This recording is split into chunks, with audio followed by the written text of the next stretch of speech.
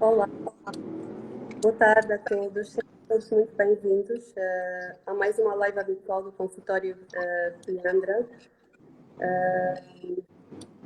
Silmara, olá Silmara.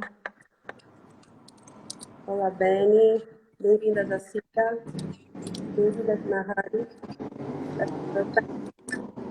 Entramos recentemente no mês de outubro. Era bom lembrar que é o mês da conscientização e prevenção do cancro da mama. Tenho aqui o meu La Rosa.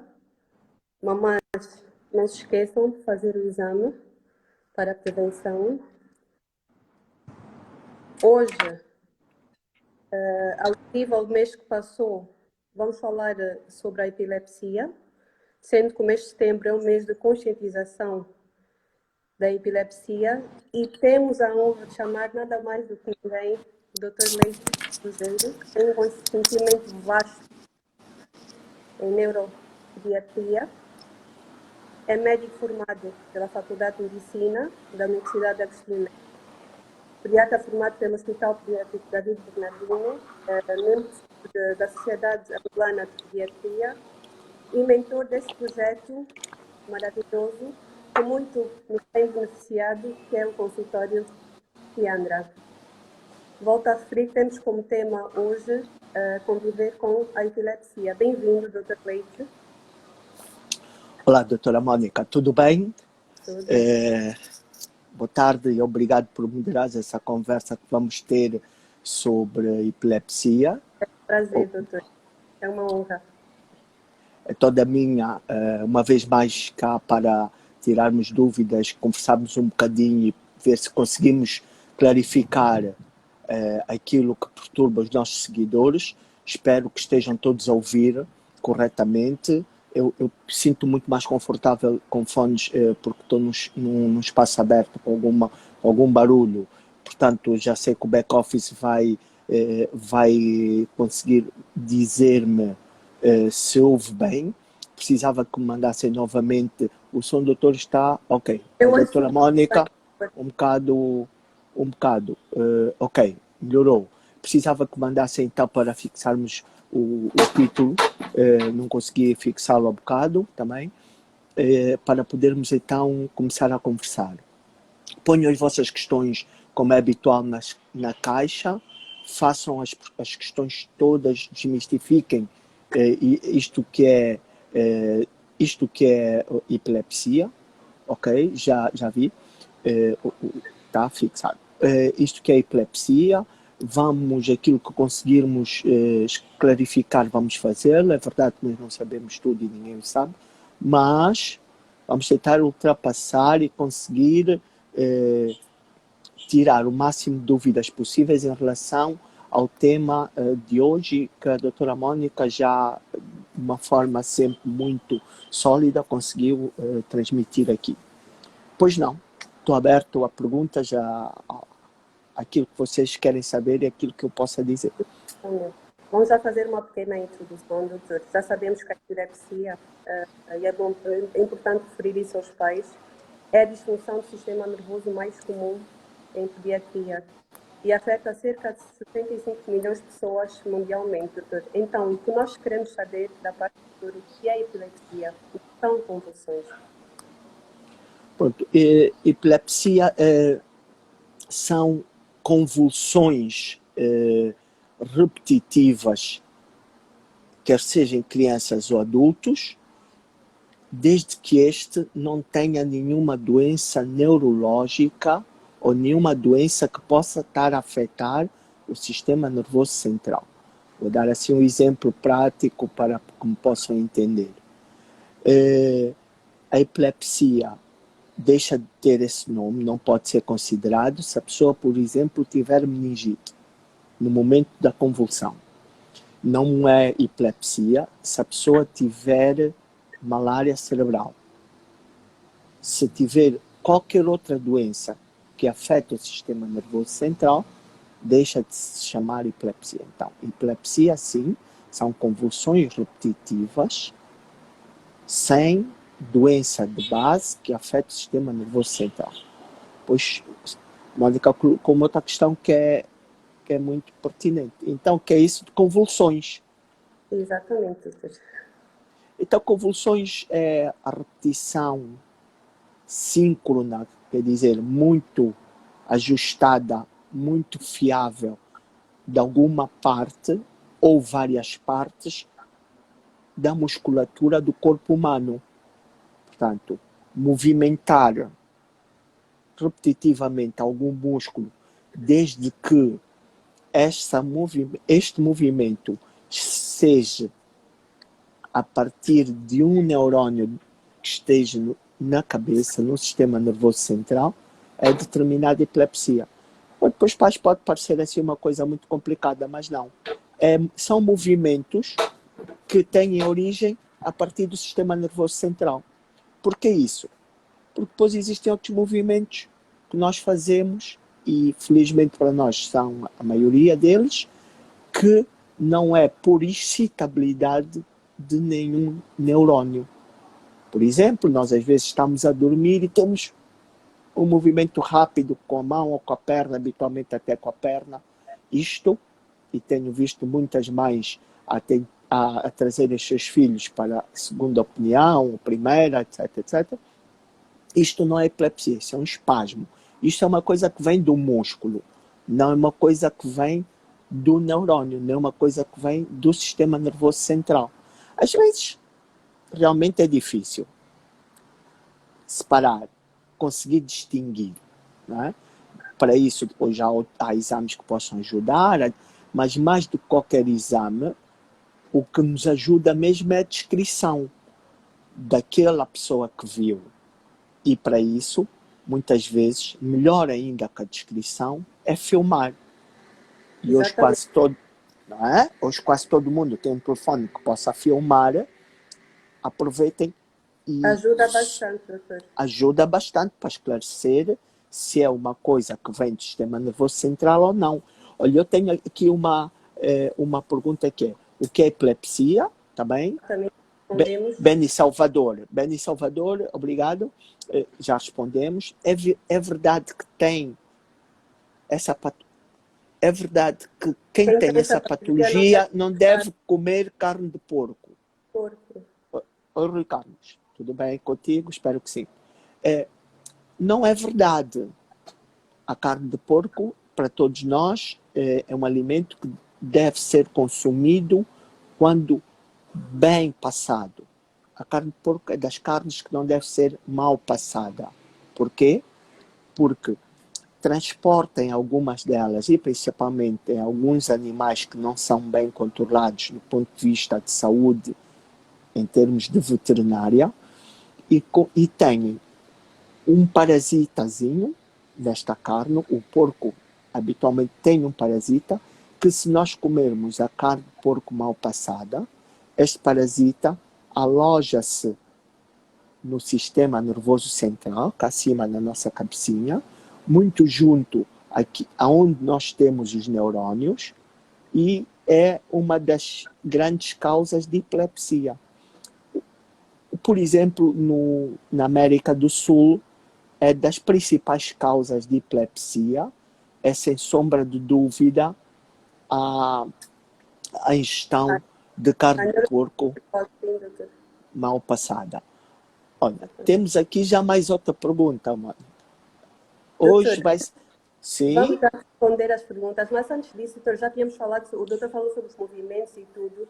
Queria que o doutor caracterizasse as crises, dissesse se são todas iguais, se perde sempre a consciência. Acho que todos nós temos essa curiosidade e é importante saber. Não. Existem muitíssimos tipos de epilepsia. Ou melhor, existem muitas formas de apresentação da epilepsia.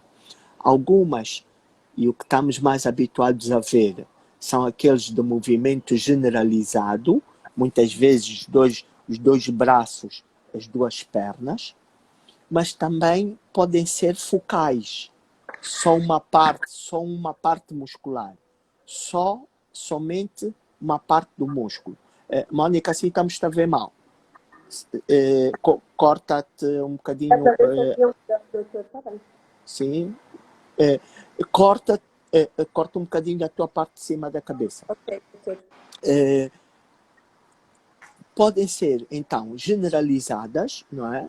Que são os 4 membros a movimentar, habitualmente os 2 braços e as 2 pernas. Podem ser focais, e pode ser só um grupo muscular a movimentar, mas também existem aquelas que são muito mais difíceis, às vezes, de detectar, que não há movimento nenhum. A pessoa, neste caso, para o ramo que eu sigo, o menino está parado, está quieto. Como é que são chamadas essas crises, doutor? Essas são as crises de ausência. Não é? As crises de ausência são as crises em que as crianças estão, não há movimento, duram cerca, em média, 3 a 5 segundos, e a criança para, está a fazer alguma coisa, interrompe, fica este período parada e depois continua a fazer aquilo que iria fazer, dá continuidade ao ato que estava a começar a executar. Madalena, minha coach preferida, obrigado por estás aqui no nosso programa. Nayol, obrigado por entrares a bocado, não consegui saudar-vos. Obrigado mesmo pelo carinho que vocês me dão. Portanto, estes são os vários tipos. Há diversos. E por isso, muitas vezes, confunde os pais e os próprios médicos. Claro. Doutor, aproveitando agora para responder à pergunta da nossa fiel seguidora, a San Paz, há algum exame pré-natal que possa identificar previamente a epilepsia, doutor? Não. Infelizmente, não. Porque, como o autismo, como a hiperatividade, a epilepsia, não há nenhum exame que possa dizer se a criança vai ser ou não epilética. Mediante a causa, podemos eventualmente pôr uma probabilidade nas causas hereditárias, que são muito poucas, são as que menos aparecem. Mas, um grande grupo, não é possível. Não é possível. Às vezes ficamos mais atentos porque é de família epilética, o irmão também teve epilepsia ou tem, etc, etc, mas não há nenhum exame fidedigno que possa dizer previamente. Mas é importante dizer também que existem causas pré-natais, quer dizer, durante a gestação, existem causas perinatais, durante o parto, mas também existem causas pós-natais. Logo, é muito difícil conseguir-se saber. Temos é que ficar atento, obviamente, e em caso de suspeita, acorrer a um profissional de saúde. Doutor, alguns fatores podem contribuir para desencadear as crises? A luz e o ruído são prejudiciais, como se tem ouvido falar por aí? Doutor. Fatores desencadeantes das crises. Obrigado por estarem a entrar agora, os nossos seguidores. Obrigado mesmo por estarem aqui conosco nessa conversa que acho interessante. Fatores desencadeantes, sim, existem fatores desencadeantes, mesmo para aqueles meninos que estão previamente controlados com medicação.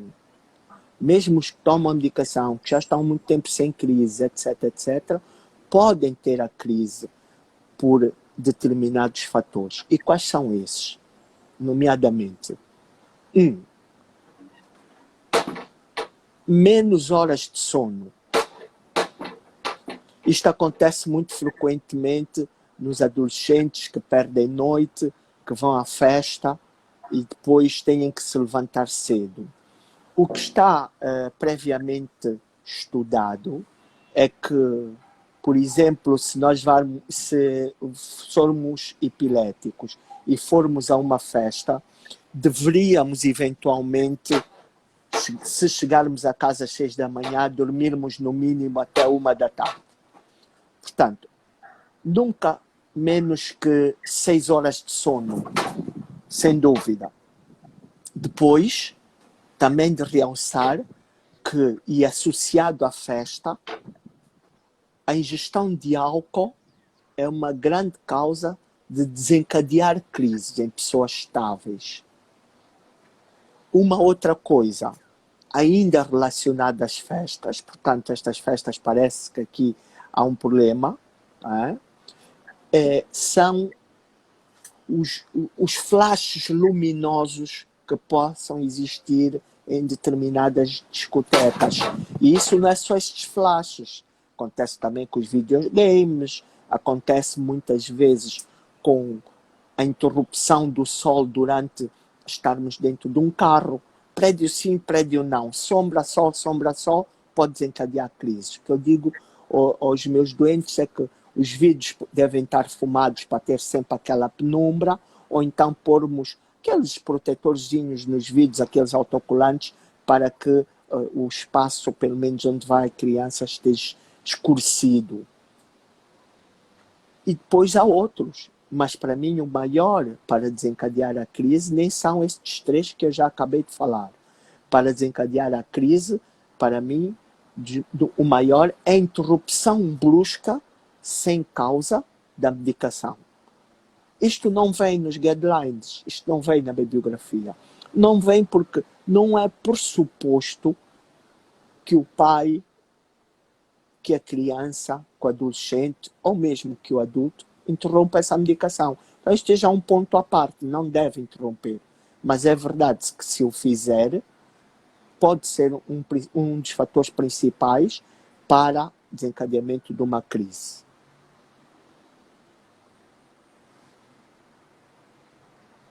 Sim? Portanto, temos aqui uma pergunta, não é? Durante uma crise, Mónica caiu, vamos tentar chamá-la, durante uma crise o que fazer?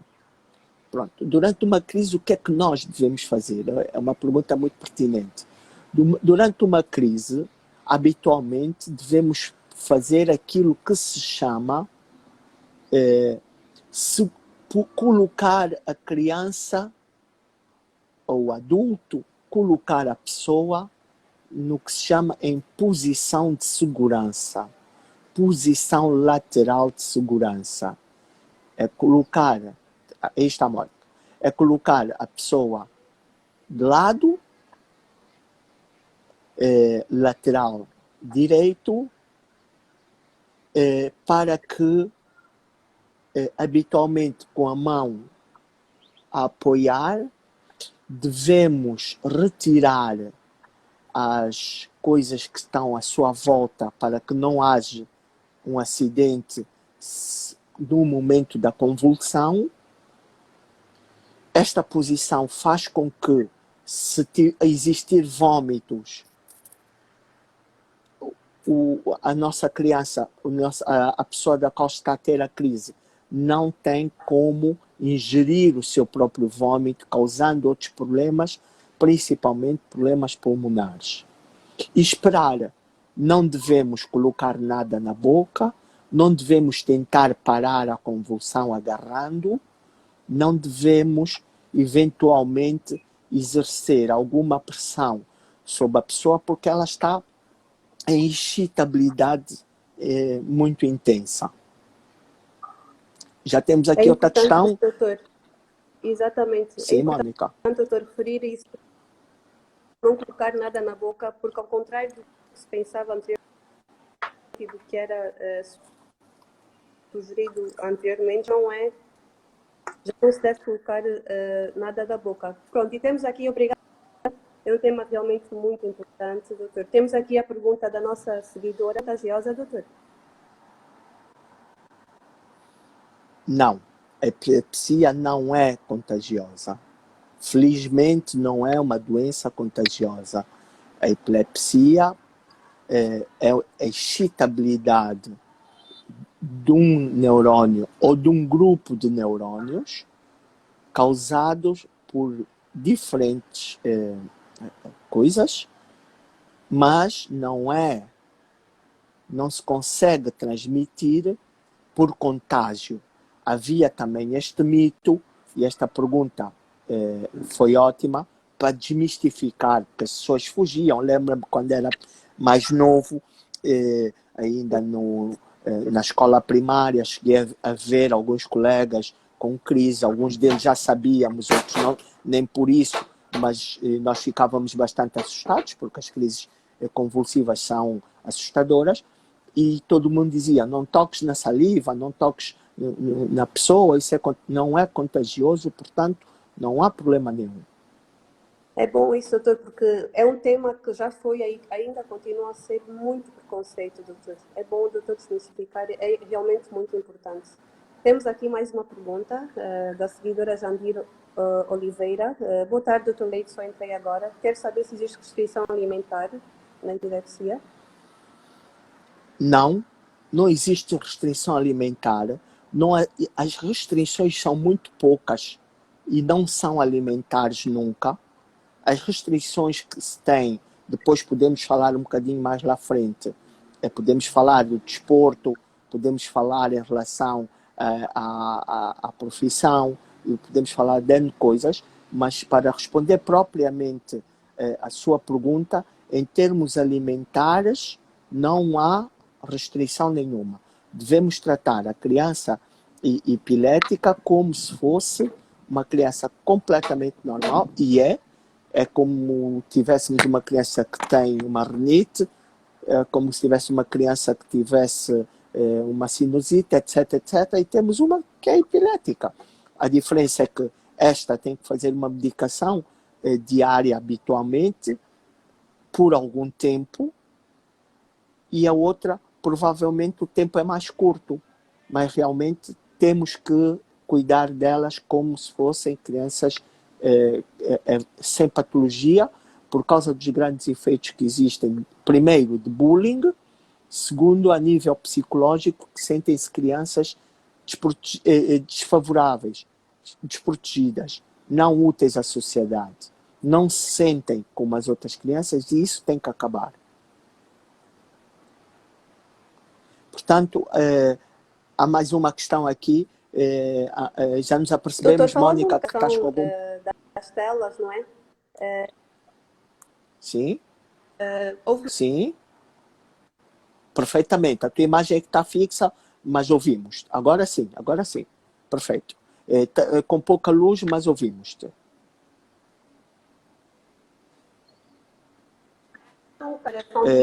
Mónica, sim.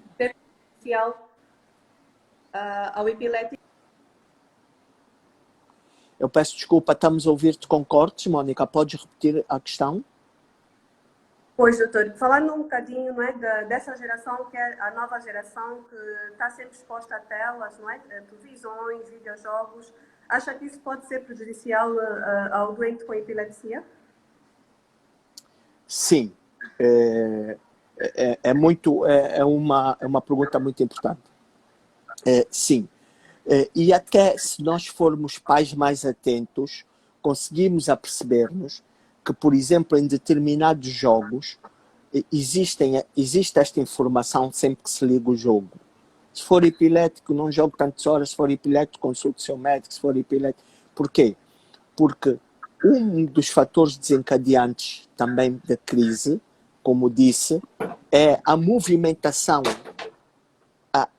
vários brilhos e mudanças de cores, a excitabilidade luminosa que estes jogos dão. Isto, por acaso, foi uma coisa muito curiosa, aconteceu há alguns anos, já lá vão, se calhar, 20 anos, se não mais, em que no Japão houve o lançamento de um boneco animado chamado Pokémon. E conseguiu-se detectar que depois do Pokémon ter sido lançado, houve um grande aumento, mais do que 1000%, do número de crises nas urgências dos hospitais. Lembro-me. Isto o que é que fez? Isto fez repensar, e descobriram que foi deste bonequinho, não propriamente do boneco, que realmente também não tinha assim muita graça, mas pelas luzes que este boneco transmitia e todo aquele brilho que mandava para dentro dos olhinhos da criança e excitava os neurônios, desencadeando crises. E aí apareceu um termo novo na medicina que se denomina crises fotossensíveis. São crises que são sensíveis à luz. A partir daí, todas as crianças que façam um exame, que é um eletroencefalograma, que pode ajudar ou não a desmistificar se é epilético ou não epilético, tem que se pôr uma luz como se fosse um flash de fotografia antigo para ver se a epilepsia desta criança é fotossensível ou não fotossensível. Se for fotossensível, o médico tem que ensinar esta criança a cuidar das coisas que transmitem luz, dessa excitabilidade luminosa. O médico tem que transmitir à criança que cuidados, se tiver idade para isso, falar com ela, educá-la, mas ter grande preocupação com o tempo de jogos, dos videojogos. Isto já não acontece com os ecrãs dos computadores. Porque os ecrãs dos computadores, a partir de que ele liga, a intensidade luminosa e a cor é sempre a mesma. Portanto, não existe essa excitabilidade. Doutor, temos aqui mais uma pergunta da nossa seguidora Paz. A epilepsia não tem cura?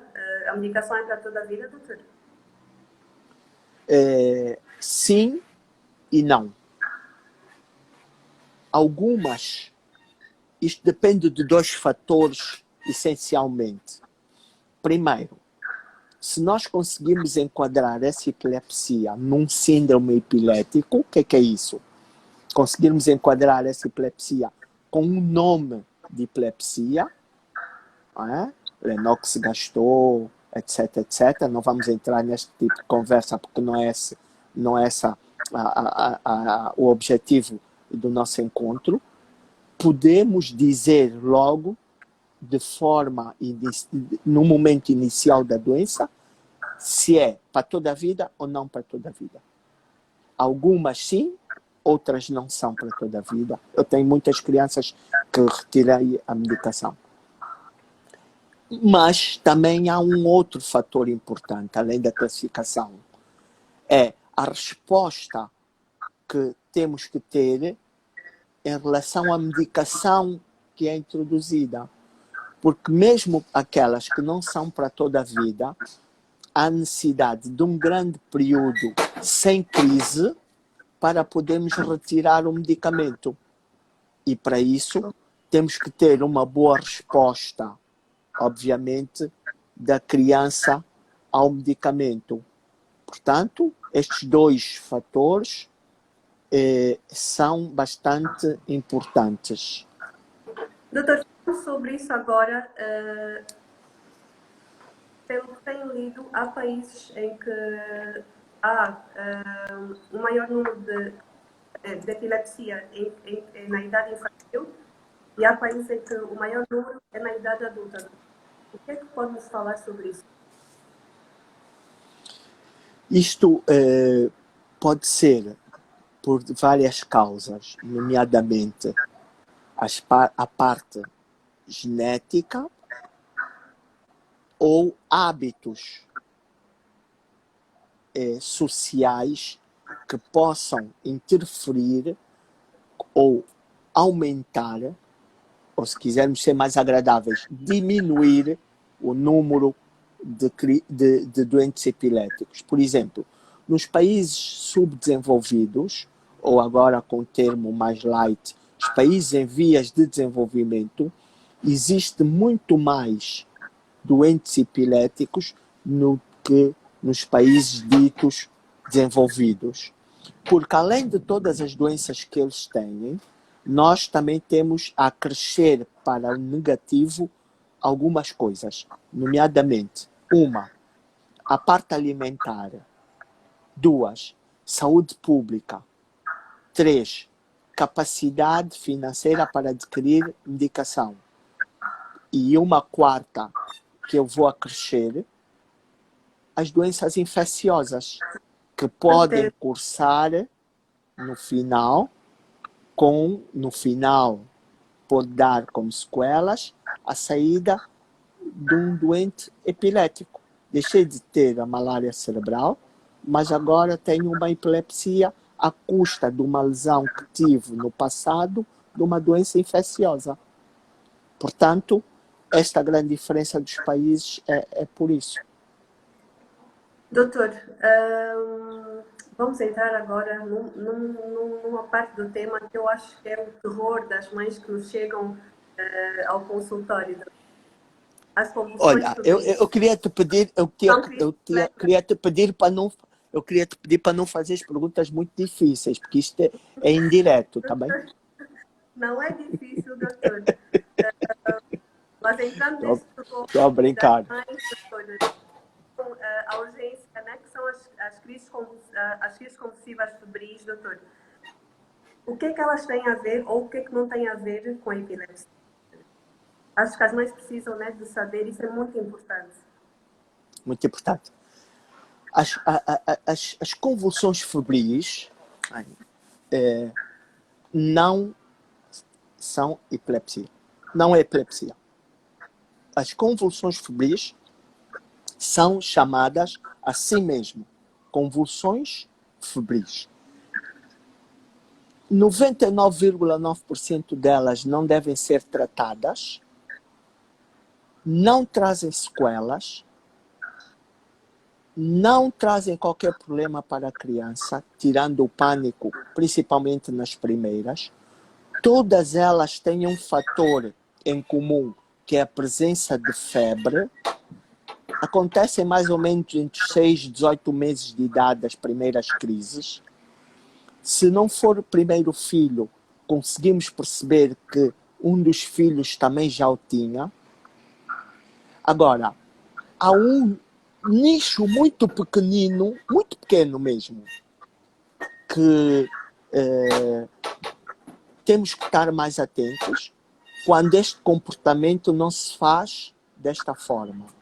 E podem ser aquelas convulsões febris atípicas que posteriormente podemos ou podem evoluir para epilepsia. Mas é 0,5% de todas, 0,5% a 2% de todas as convulsões febris.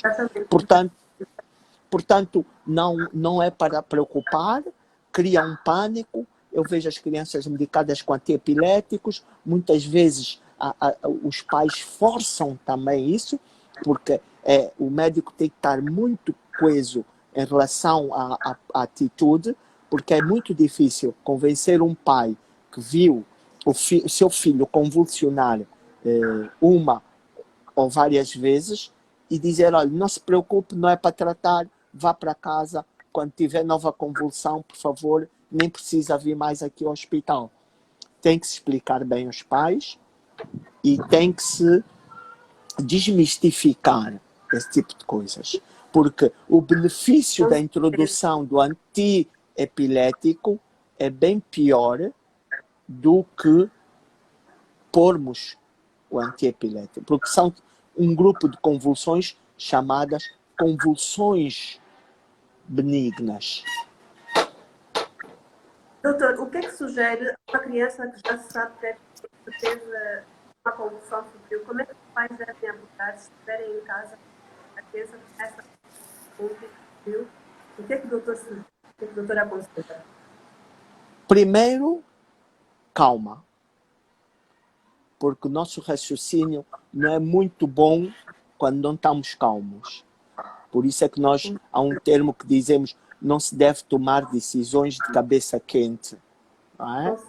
É preciso ter calma.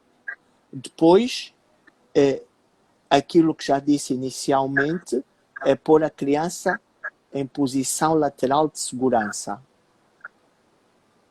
Para, caso tenha algum vômito, e também protege de certa por causa da aspiração para o pulmão, e também protege de certa forma a língua que fica tombada sobre a arcada dentária.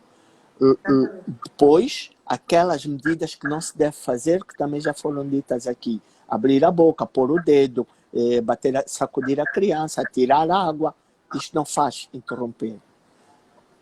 o que faz interromper, e os pais que têm filhos com convulsões febris ou não, até os meninos epiléticos, deveriam ter, que é o diazepam retal, que é simples de utilizar, parece um bebê gel, e durante a convulsão pode-se introduzir no ânus da criança e interrompe para a convulsão de forma muito rápida e às vezes mais rápido do que a medicação endovenosa.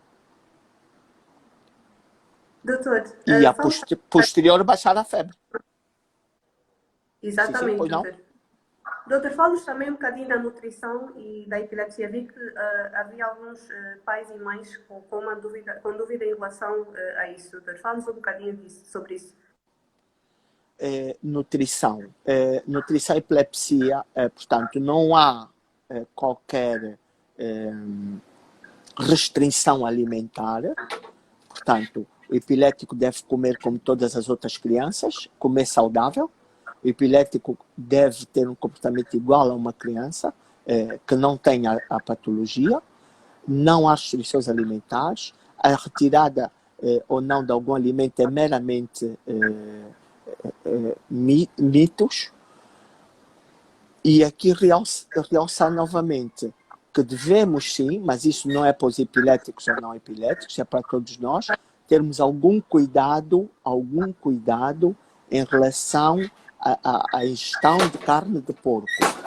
Tem que ser carne de porco bem passada, temos de ter certeza que esta carne é uma carne analisada previamente, etc, etc. Mas isto não só para eles que já têm a doença, mas para todos nós. E também desmistificar aqui uma coisa com a alimentação, é que nem toda epilepsia é causada pela cisticercose, quer dizer, pelo parasita que a carne de porco ou que o animal, o porco tem e que depois continua na carne após a matança. Portanto, com relação a isso, eu penso que basta, porque depois falar outra coisa sobre a alimentação e epilepsia era falar da dieta cetogênica, que acho que aqui não cabe. Exatamente, doutor. Temos aí uma pergunta há algum tempo, não é? Não, já respondemos esta. Tem alguma escala de intensidade? Se calhar não consegue ver, mas aqui tem uma pergunta. Da Sampass. Peço desculpa. Tem alguma escala de intensidade da epilepsia? Não tem. Não há escalas. Porque há crianças que estão bem medicadas ou respondem melhor à medicação e realmente são crianças que podem ficar anos sem nenhuma crise. Há outras que, infelizmente, ou porque o síndrome são considerados síndromes graves epiléticos e logo são crianças que convulsionam várias vezes ao mês, à semana, ou os mais graves de forma diária. Mas nós não conseguimos dizer isso é uma epilepsia moderada, leve, grave. Não. Existem síndromes epiléticos que nós consideramos síndromes epiléticos graves e são aqueles que realmente nós dizemos que vão fazer medicação para toda a vida. Há mais uma aqui, da Gisela. Não sei se consegues ver. Não consigo ver nada. Tranquila, deixa que eu vejo tranquilamente. Não. A epilepsia tem cura ou não? Já respondemos. Sim e não, dependentemente do síndrome ou do tipo de epilepsia. Por vezes vejo cartazes a dizer que cura-se epilepsia. Pois, eu sei que se cura com os antiepiléticos naquelas que são possíveis de serem curadas. Portanto, esses cartazes não sei bem se é por publicidade enganosa, se são publicidades para algum medicamento antiepilético, mas é melhor nós avaliarmos com algum cuidado, às vezes, determinada publicidade. Penso que sim. Há outra pergunta, se é hereditária. A epilepsia, sim, há uma parte muito pequena delas que pode ser hereditária. Não é o mais frequente, não é aquilo que mais acontece. Mas existe sim uma percentagem. De todos os meninos epiléticos, existe uma pequena percentagem, sim, que é hereditária. Não sei se tu tens mais alguma, Mônica. Tenho sim, doutor. Força. Doutor, para a clínica que nós sabemos que é o passo mais importante para o diagnóstico da epilepsia, quais são os outros passos, doutor? Em termos de exames complementares? Olha, Mônica, para diagnóstico de epilepsia, é importante uma coisa: pensarmos na doença e vermos, ou se for possível ver, se não a descrição daquilo que são as crises. Hoje, os guidelines, principalmente para países como o nosso, o eletroencefalograma não é um exame gold standard, não é um exame que mais se utiliza, não é o exame que vai dar o diagnóstico. Quando é que se usa o eletroencefalograma? O eletroencefalograma usamos nos casos em que nós temos dúvida em relação a ser ou não ser epilepsia. Ou quando são, e nós já sabemos que é uma epilepsia, mas precisamos classificá-la para dar prognóstico aos pais. Isto aí, sim, é necessário. Mas a epilepsia é simplesmente uma coisa, sem dúvida, clínica para diagnóstico. Rui Carlos, põe a pergunta na caixa para nós podermos responder, porque senão vai passar e nós depois não conseguimos ir buscá-la. E temos aqui outra pergunta feita pela Isa. Muito obrigado por ter feito. Então vamos lá. A epilepsia pode ter início em qualquer idade? Sim. A epilepsia pode ter início em recém-nascidos, pode ter início na primeira, na segunda infância, ou até pode iniciar-se na terceira ou quarta idade de vida. Portanto, pode aparecer desde que, dependendo de quando aparece o insulto no sistema nervoso central. Aqui quero chamar insulto à lesão, ao transtorno. Quando é que isto aparece? E aí pode iniciar um quadro... E dependendo também da causa. As hereditárias, etc., costumam muito mais cedo. Os recém-nascidos com, por exemplo, sofrimento fetal, etc., etc., costuma eventualmente ser muito, muito mais cedo. Temos aqui outra pergunta da mesma pessoa. Podemos dizer que a epilepsia é uma doença crônica? Sim, porque nós, depois diagnosticada, não conseguimos tratar de uma forma aguda. Portanto, não é como a amigdalite que nós conseguimos dizer, olha, dentro de 5 dias seu filho vai deixar de ter febre, não precisa mais, etc. Não. Isto é necessário cerca de 2, 3 anos sem crises para podermos dar alta a essa criança. Aqui a senhora Deme Jeitinho fez uma pergunta também. Doutor, o diazepam retal pode ser administrado pelos pais sem indicação médica prévia?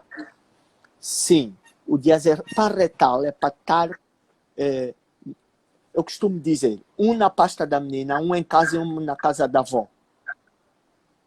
Na pasta da menina para estar sempre com ela. Porque isto pode ter a crise no carro, pode ter a crise na praia, pode ter a crise na creche. E estas crianças devem ser inseridas na sociedade de forma habitual, como as outras, mas devem ser clarificadas aos seus tutores, a quem cuida da menina. Se está na creche, é preciso que a creche saiba que é uma menina epilética, para quando acontecer alguma crise, se acontecer, saberem como é que devem proceder em relação à crise. Porque se nós não informarmos, depois é complicado, há o pânico, não sabíamos, e até sei que muitas vezes essas pessoas os pais são pressionados para tirar as crianças da creche pelo pânico que causa. Aqui mais uma questão, nós temos muitas questões hoje. Por curiosidade em leitura, alguns autores falam de distúrbios paroxísticos epiléticos. não consigo ler o resto.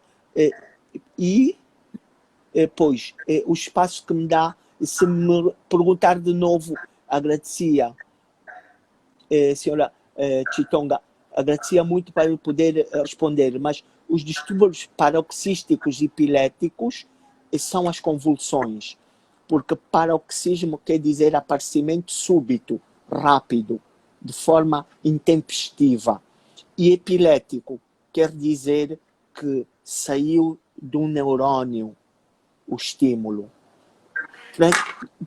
Movimentos paroxísticos epiléticos ou epileptiformes, ok?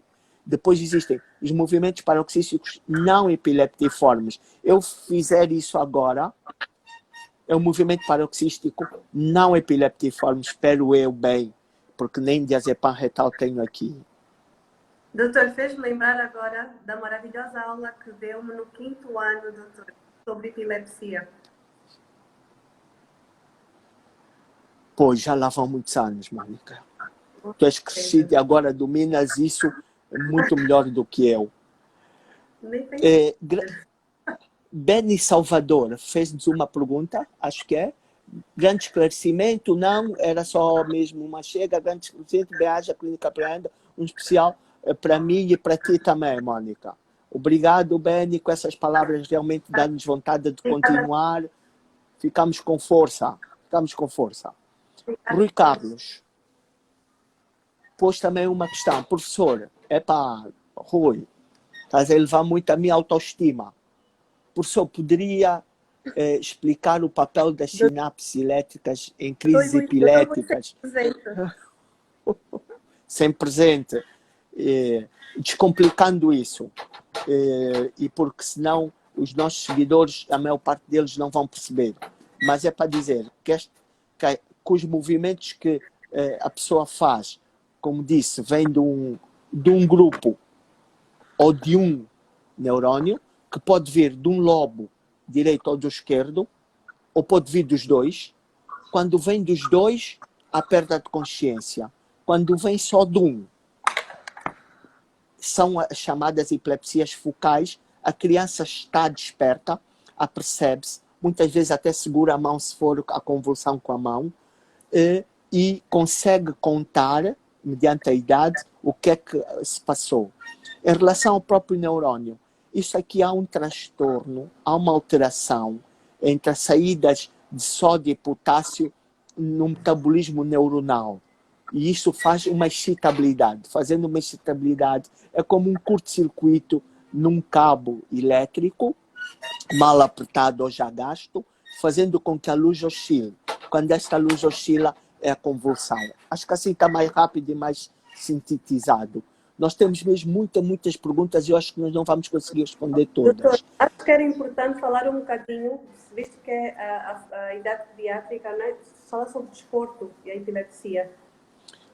Desporto e epilepsia, sim senhora. Desporto e epilepsia é uma coisa muito importante. Os epiléticos, de uma forma geral, podem fazer todo tipo de desporto. O que não está recomendado são os desportos em que pode existir traumatismos cranianos. Por exemplo, o boxe... Exatamente. Portanto, pode desencadear. O boxe, por exemplo, não é recomendado. Okay. O jiu-jitsu, hoje já se diz que sim, porque é uma coisa mais de cumprimento, de organizativa e não propriamente traumática. Exatamente. E, por exemplo, natação pode ser feita desde que a criança esteja vigiada e controlada já com a base de medicação.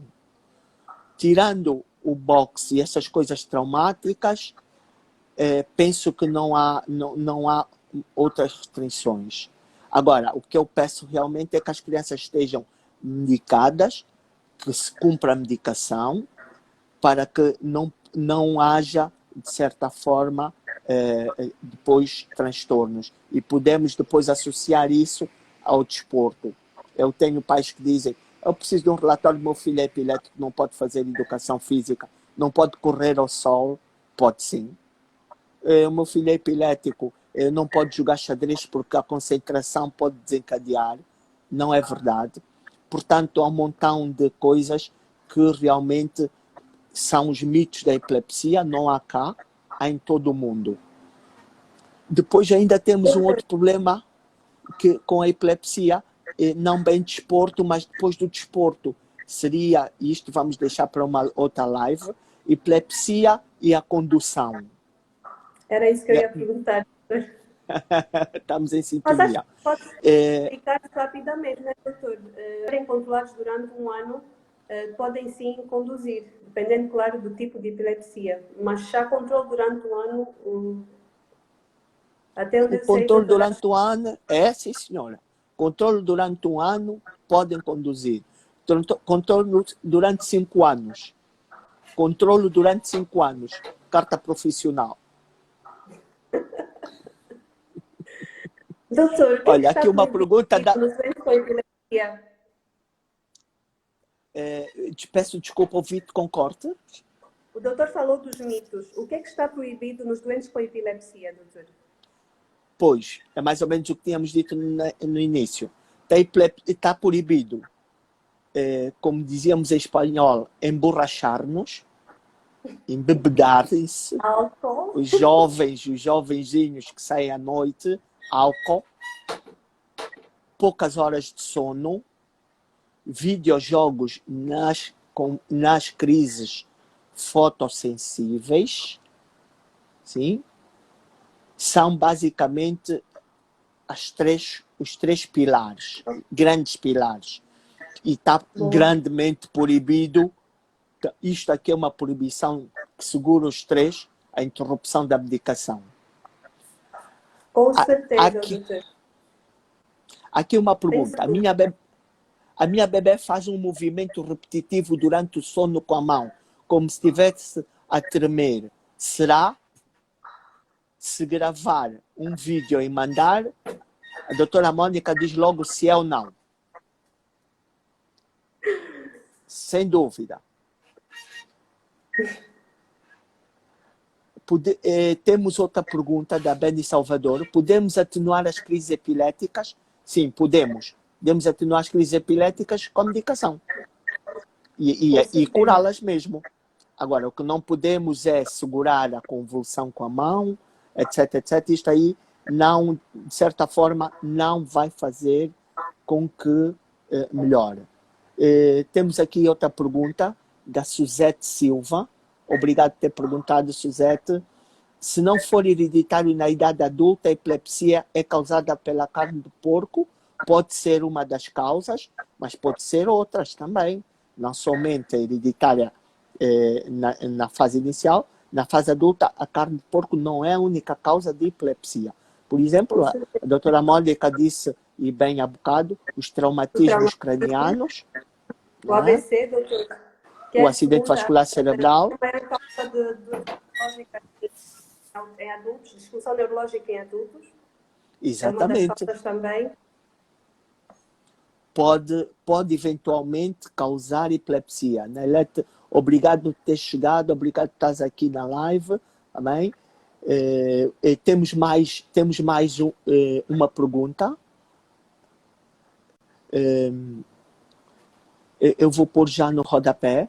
Então, só se sabe que se tem epilepsia com uma crise? A princípio sim, porque não é de todo ético, nem viável, não é bem ético, a palavra não é ético, vou corrigir. Não é viável nós pedirmos eletroencefalogramas para ver quem é epilético e quem não é a todo mundo. E porque também o eletroencefalograma, mesmo tendo epilepsia, nem sempre está alterado. Primeiro ponto. Segundo ponto, nas pessoas que não têm epilepsia, até 10% e algumas sociedades 15% delas têm um eletroencefalograma que não é normal, mas não são epiléticas. Portanto, calma, é preciso sem sombra de dúvida, primeiro haver suspeita clínica, para podermos pedir o exame. E a suspeita clínica não precisa ser só crises. Às vezes, mudanças de comportamento ou, às vezes, a criança ou adulto transmite-nos coisas que é preciso nós pensarmos em epilepsia. Por exemplo, cheiros incaracterísticos, cheira a perfume quando ninguém pôs perfume, sabores de alguma coisa que não esteja a comer, etc, etc. A Jandira Oliveira pôs mais uma questão aqui. Os bebés caem...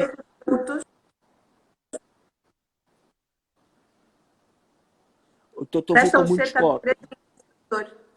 Sim, 3 minutos, sim.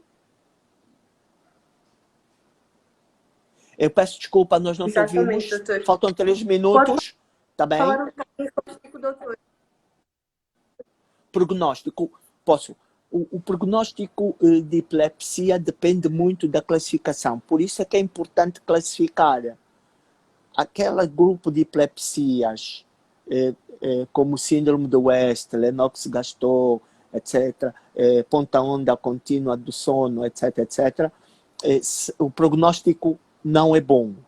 Portanto, são crianças que, além da parte epilética, também desenvolvem outras coisas não muito agradáveis. A Mônica já saiu com problemas de internet. Mônica, não te preocupes, não volto a chamar. Já estamos mesmo no final, não te preocupes, é tranquilo. Neste, o prognóstico não é muito bom, mas quero dizer que nos outros casos, e estes casos são os menos frequentes, nos outros todos os casos, nos casos mais frequentes, nos outros que restam, o prognóstico é bom. Cumpram a medicação, fica um período sem crises, fazemos o desmame da medicação muito devagarinho e a criança está livre e curada e belíssima, sem qualquer outra preocupação. Mônica, temos mesmo que nos despedir porque faltam alguns segundos, está bem? Muito obrigado, estás aqui a moderar.